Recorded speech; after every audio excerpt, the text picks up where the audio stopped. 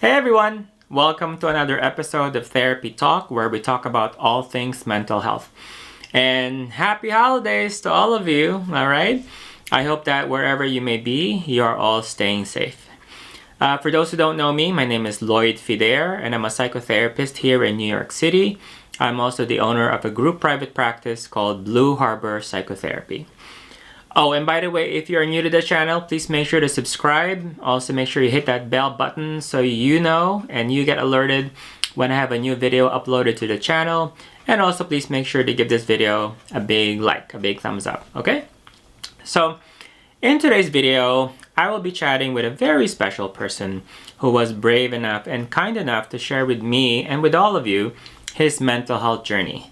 This is all part of my series called Faces of Mental Health, where I feature and talk to individuals who have a history of mental health, maybe is currently struggling with a mental health condition, and maybe a friend or a family member who has been affected by someone else's mental health. The goal of this series is to destigmatize mental health by me talking to these individuals. I am putting a face and a voice to mental health. All right, so in today's video, I have the honor and the pleasure to chat with my dear friend Juan Arevalo. So here is my interview with Juan. And here we are. Joining us is my very good friend Juan Arevalo. Hi, Juan. Hi, Lloyd. How are you? I'm doing well. Thank you. How are you doing? Doing well. It's Friday. Always a good way to start the weekend and the holiday season. Happy holidays to you. Happy holidays to you. And yes, TGIF. Looking forward to the weekend as well. So, and by the way, thank you very much for taking the time to talk to me about your mental health journey. I really, really appreciate it. Absolutely, Lloyd. Thank you. My pleasure. All right. So, as I've said before, you are my friend. So, we've known each other for quite some time now. So, I kind of know a part of your story, your mental health journey. But I'm looking forward to, listen and hear more and get to know more about your mental health journey and everyone else that is watching this video. So can you just tell us, a little bit about how your mental health journey started? Sure. So I can pinpoint that my mental health journey really started freshman year of high school. To Okay. give you a little bit of a backstory, I went to a really, a Catholic elementary school Mm-hmm. that really we were all friends. There were no bullying. Like it was basically like paradise. It was like going to your best friends every single day at school. So we never had like really any fights. It's a group that I still keep in contact to this day. And Mm-hmm. then, graduating from that into like, a class of 14 to go into an all boys school, that Mm-hmm. was quite a shock. And also, at the time I really was denying it, but at the time it was like I was the gay one Mm-hmm. in high school. So it was just really a hard time because I didn't conform to a lot of the things that, a lot of my fellow classmates at high school were Mm-hmm. like, they were very, blue collar, tough, the type of guys. They're not like, the creative, artsy, like happy go lucky type people. So that's where I really started my mental health journey because I was really, really depressed. I mean, it was a depression to the fact that, it lasted for 2 years because basically I was basically bullied almost every Yeah. day and I was having anxiety attacks and depressive modes. I almost didn't want to come to school and it was really tough. So that's where it really all started. And I'm sorry to hear that. I mean, no one should ever go through an experience like that. But looking back, did you know that what you were experiencing was depression or anxiety? It was. I mean, I knew it was depression and anxiety, but it was really interesting because I remember specifically sophomore year, we had these peer group sessions, these Mm-hmm. peer group sessions and whatnot. And I remember this kid from Howard Beach. I have it ingrained in my head to say, when I start to talk about, kind of my depression and everything, he just scoffed at me and was just like, "Ugh, like, really, do we have to discuss this? Like, what's wrong with you?" Like, it was just like one of those things. So, I mean, that in itself made me realize a couple of things. One, I was different from other people because I was having it more to a severe degree than other people. And two, I didn't know how to concrete it back then, but mental health is a stigma in a lot of many different ways. And it affects me in many ways, sexist, even with women and men, because as men, especially growing up as a Latinx man, in Mm-hmm. New York, you always have, you have to be tough, you can't show your Yeah. emotions and all that. And that really had an effect on me within high school. All right. Now, back in high school, when you were able to recognize that, you were getting depressed and anxious, were you able to seek any kind of help from anyone, like a school counselor, an outside professional, anything like that? Yes, because in high school we had many different groups in high school, and I have to say the psychology team in high school was very well. We had a psychiatrist, Dr. Murphy, may you rest in peace, and his mom Sheila Murphy, who basically I would go every Wednesday and just talk about things, and just see some patterns and everything else, and really discuss about the issues that I was going through and Yeah. whatnot. And basically, what they helped me to discover was to accept myself as an individual. They were just very honest from the beginning. They were like, "You're not the type to come to this high school per se, in a Mhm. sense, but at the same time, accept your individuality, accept who you are as a person. Don't be afraid about that, and you don't have to conform to anybody. Take this as a time to really learn how to interact in social interactions, and really see if you can, meet, make friends and meet people, you know." And that's something that they really helped me all throughout high school. And that, in that sense, by junior and senior year, some of the things that I learned about applying behaviors within a high school, all boys high school setting, really helped me to actually enjoy the last 2 years of high school. That's great. Now, how about your family? Back in high school, how did they like? Do they know about what you were going through with your They depression and anxiety, and what did they say, and what did they think about that? they were extremely supportive of me. I mean, I have to say that I hit the jackpot, I think, in a sense, with my family, because my family, even then, they were really concerned about me. They would always encourage me. They would just give me love and love and love.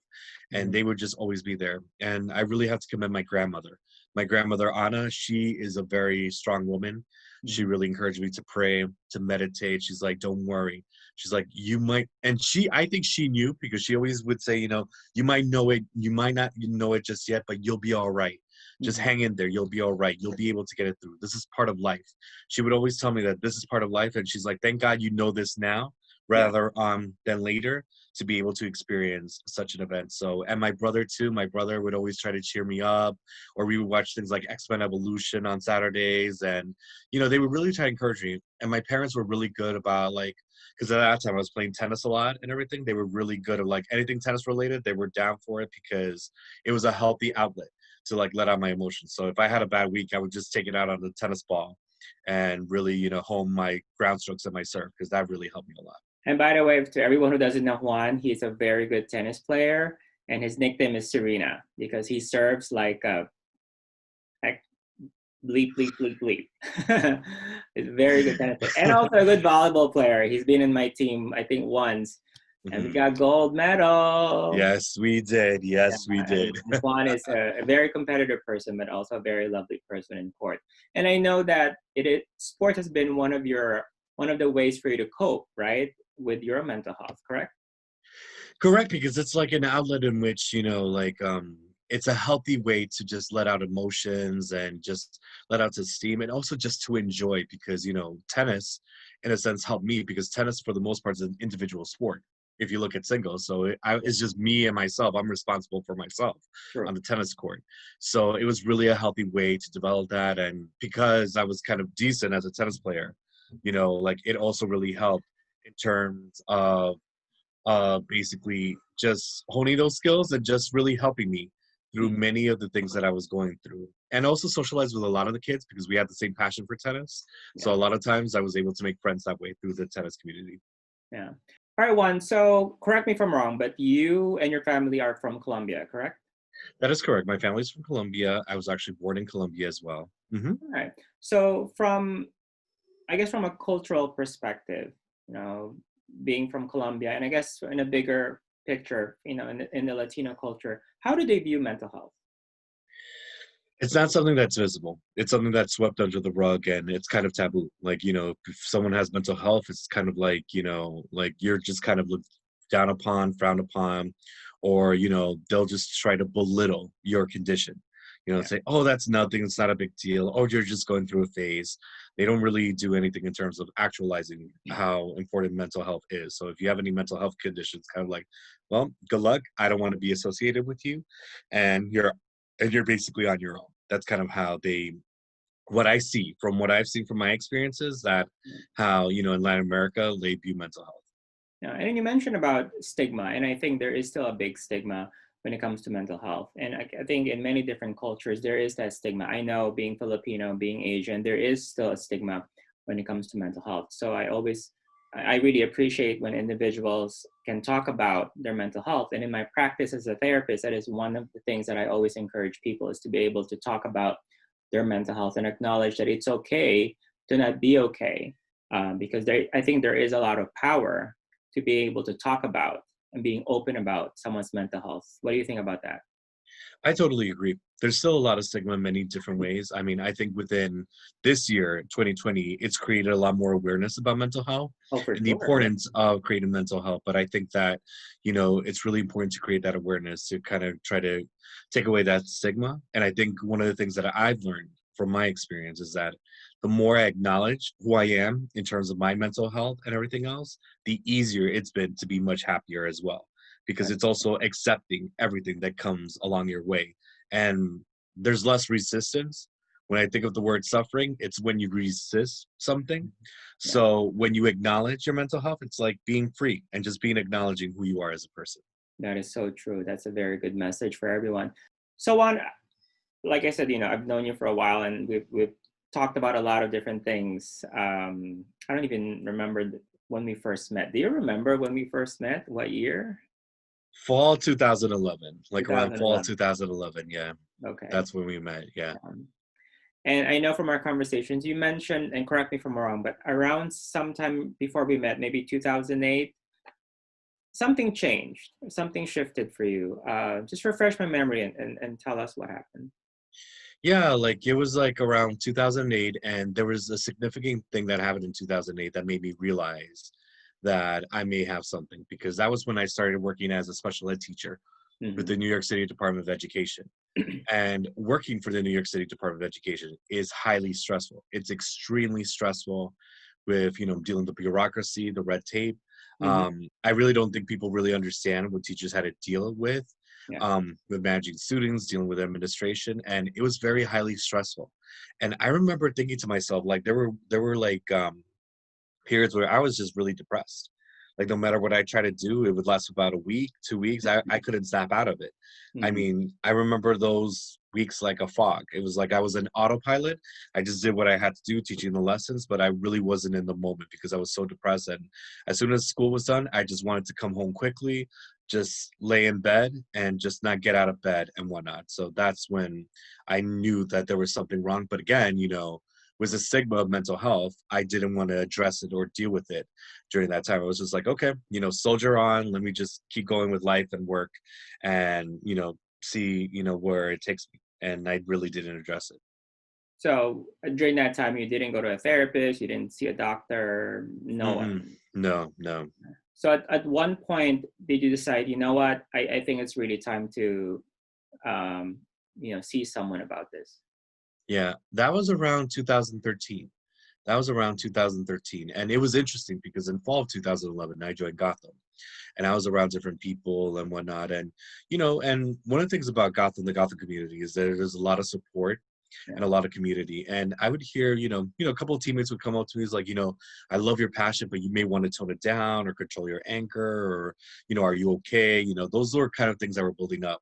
Hmm. Come to fall 2013 was when, Beep really hit the fan. My career as an educator was coming to an end. I knew that that was going on. I was dealing with, telling my parents that I was gay and everything, and they weren't, I wouldn't say the most, like it was like the greatest news in the world because it's still a taboo in Latin America. I was like, oh my God, like his son is gay and whatnot. Like it's still that stigma too. So it was combination of Hmm. that. And it was just, everything was just going out of hand.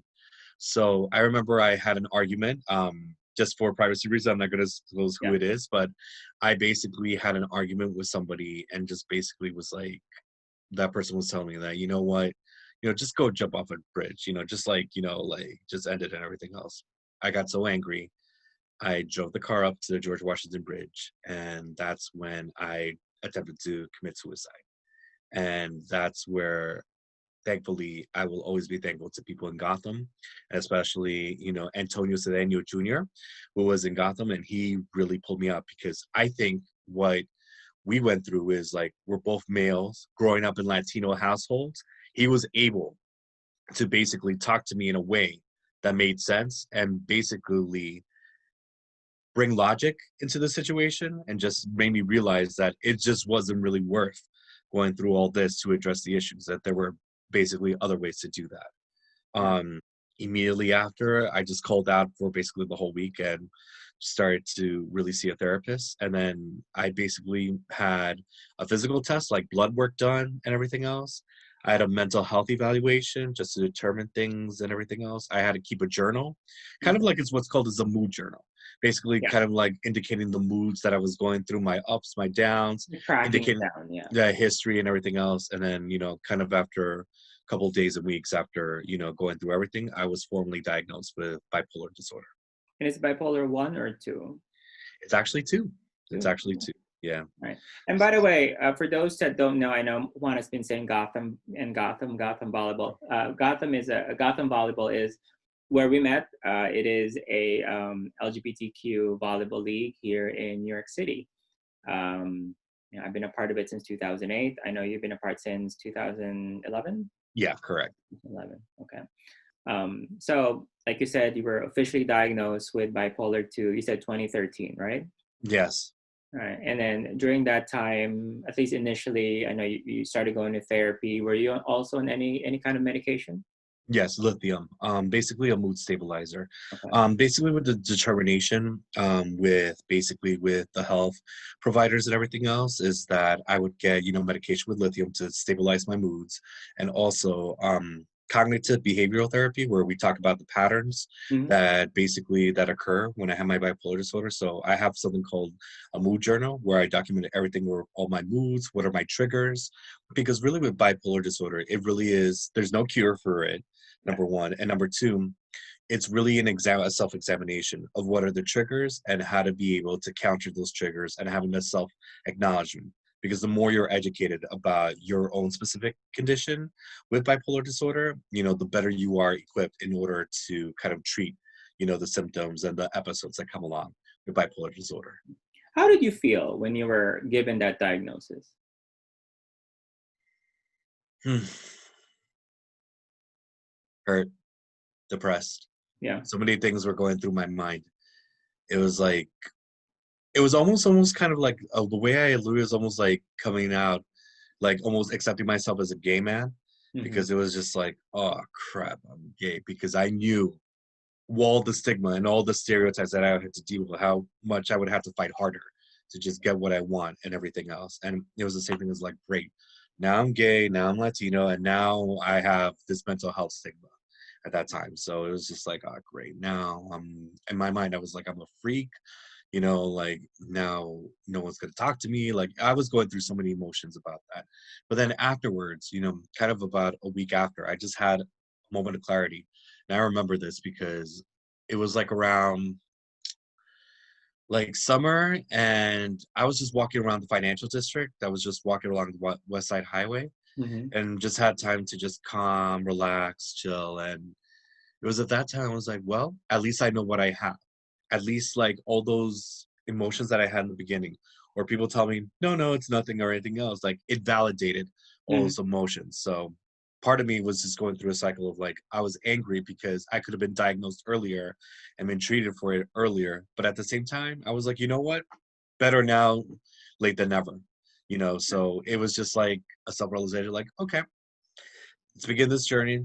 Let's get going with this journey. Let's see where it takes me. Like now you know, and now you also have the resources to help you. Because sometimes that's the hard part is right not knowing, because then we also don't know how to help someone or how to help yourself. If you don't know much about what's happening, there's not a clear explanation. I always say knowledge is power, and this is, I think, it's a great example of that. Knowing, while in the beginning it may be hard to accept, there is power in that, and then from there you can get the help that you need, which that's exactly what happened. Correct? Exactly, and that is correct. In terms about education within anything that you go with life or any condition, especially within mental health, the more you're educated about not only the mental health conditions, but only about a person's mental health history, it just empowers you more and more. Yeah. So that was 2013. So it's been 7 years. How you been? Actually, been really, really good. Actually, in 2013, that's where I met my future husband, Hugo. Hi, Um, Hugo. yeah, shout out to Hugo, my baby. And that's where, I just learned how to deal with a relationship. Because one of the things that I told my provider is that there are many different symptoms of bipolar disorder. And one of the things about bipolar disorder is like when you're in a kind of a high or a manic episode, you Manic episode. have like too much sex, like too much like unprotected or risky sex and Yeah. whatnot. And during that period, I mean, I just look at that. And when I talked to my therapist, I was like, I was using sex as a drug to just give me the feeling of fulfillment and everything else. So Hugo was really the first person that I was just like, I want to build a relationship with this guy. I want to see where it goes. And I just want to see, hopefully like do the right things, what you're supposed to do within a relationship. Yeah. Because within the gay community, within dating, it was just passive aggressive, ghosting and everything else. It's just like a lot of nonsense going on. So with him, he was really the first one that was not afraid of accepting me as a person. And that's where our love really developed. That's amazing. And Yeah. for those who don't know, I mean, I've gotten the pleasure and the honor to know Hugo the last few years, and he's an amazing person. So he's very lucky to have you in his life. So now, in terms of how you're feeling, your mood, what has been helpful for you in the last 7 years? Being consistent. I Oh, would say being consistent in terms of going to therapy, um, really having the self-awareness. I mean, just going to different therapists to make sure that it's the right fit. I okay. think that's really important, to do that because I think when someone is going through an awakening in terms of accepting their mental health awareness, they need to have an understanding that, you have to find a fit that works for you. So I think that's one of those things that, really, really is really important. Also, like one of the things I also do is I do a lot of things like meditate. Okay. I do a lot of meditation that really helps. Hugo and I kind of made a rule that no matter what goes on at work, we don't bring the stress back to our home. So Hmm. that's things that we keep things separate and whatnot. And really doing the things that I enjoy, but in a healthy way. Hmm. So I think, playing sports, playing tennis and volleyball. I'm the type of person that loves watching like 90s sitcoms and 80s sitcoms. So I'll just be and enjoy myself. And really just being open to new opportunities because one of the things that I learned that I like more is traveling. When Hugo and I went to Las Vegas, kind of like, a couple years in our relationship, I realized I like this a lot more than I think. So those are kind of things that I do that. And also journaling. Journaling is extremely important because I have to see what are the patterns in my thinking. I have to see what's going on, if there's any triggers. And also to see, it's also cool to see like the growth as well, Yes, for sure. because That's true. that's something that really empowers you because I remember, and I'll say this, I mean, to anyone in Gotham, I admit this wholeheartedly. My temper is really bad. I mean, I admit it. I'm not perfect. My temper is really bad. I've really worked hard to try to control it because earlier in my Gotham career, it was just atrocious. Like people didn't want to be associated with me, or people come to us like, "Oh, I hear you yell, like you get angry." So I really tried my best to control it. Now, there are times where I let it out full throttle and whatnot, but I think that even with that, in dealing with situations, I've learned to control it a little bit better. It's not where I want to be, but at least it's a journey getting there. Yeah, and it's a work in progress, and that's always something that I always tell my clients, that, mental health is a work in progress. But the goal is to work towards being better, being healthier. Hmm. There's no perfect scenario, but what's important is that you put in the work to be better, Hmm. and to have that inside of you to be able to say, you know what, you can acknowledge that I have a mental health issue that is a part of me, but I know I can be better and I can do better. And as someone who has known you for 9 years, I've definitely seen the growth and the progress in you. So I'm very, very proud of you, for all Thank the you so work you're much, doing. Lloyd. Really means a lot. My pleasure. So, Juan, many people will be watching this video. So, do you have a message for everyone? Yeah, I mean, I just think of the three R's in terms of like with any mental issue. One is responsibility, being responsible for yourself, being responsible, taking accountability of your mental health issue. There's nothing wrong in admitting that you have a mental health issue. What is wrong is letting a mental health issue drag along for days, weeks, and years without addressing it. It's going to be something that will prevent you from living your fullest life. And there is that light at the end of the tunnel where you can actually live your life with a mental health issue and actually enjoy it. Second, I would say is resilience. Like, don't be afraid to do the work. Don't be afraid to do the work and the things. It's almost like losing weight or Mm-hmm. learning another language. You have to put in the work daily, every single day, to really develop that work and really, really go deep into it and just take the steps to actually do change, because change doesn't happen overnight. That You is know, true. we all have bad habits, and it takes a long, long time to be able to do it. But once you're able to kind of, develop good habits, you're just like, okay, I got this. Like, I'm able to get through it and whatnot. Kind of like that Degrassi song, I can make it, like, and whatnot. So, and then the other thing is just like reconciliation. I think that with your mental health journey, because when you reconcile with yourself and just reconcile with everything that goes on, your life becomes better. I think a lot of people still have like a mental health stigma and dealing like, ugh, like, I don't want to admit that I have a problem. I don't want to admit that I do that. But I think the more you deny, the more you deny yourself to a better way of life. And I just recommend everybody, do some research. There's a lot of, assessments, they're not, to be taken at 100%, but Yes. there are assessments that can give you clarity and like, maybe I might have something here. Maybe these are things. Document them. Talk about the experiences that you think might lead to something like that. It really helped the medical team when I discussed all about the events that happened in my life, because they were able to pinpoint a couple of patterns and a couple of things that I didn't even realize. And the most important thing is sticking to the things that you enjoy. So that includes Gotham, great friends like you, stable family function. I think when the foundation with the community around you is stable, you're much able to enjoy life, and you're much able to just kind of block off things that are little importance. Like, I mean, I'm at a point in my life now that I'm 37, like, with some of the drama that occurs, in different sports leagues or whatever, I'm just like, I don't care. Like, I'm at a different point in my life, and I just know from experience to not be a part of it, but just enjoy other things as well. Yeah. I think that's wonderful. That's great. 3 R's. I think I'm gonna quote you on this. I'm gonna tell my clients this. Okay, let's review that. It's taking responsibility, Mm-hmm. being resilient, Mm-hmm. and to reconcile. Did I get Correct. that right? Yeah, you got them all right. Yeah. Great. Wonderful message. And you mentioned about assessment. For those that are interested in finding out more information about bipolar, I'm going to link down on the description section. I'm going to include a link to an assessment that you can take. But as Juan said, and as I always say to everyone, these assessments are for informational purposes. It's not a final diagnosis. It's very important to still see a provider like a therapist and a psychiatrist who can help guide you through the process of figuring out, what condition you may have. But I think that's a very important message. Juan, thank you very much for joining me today. It's really been a pleasure.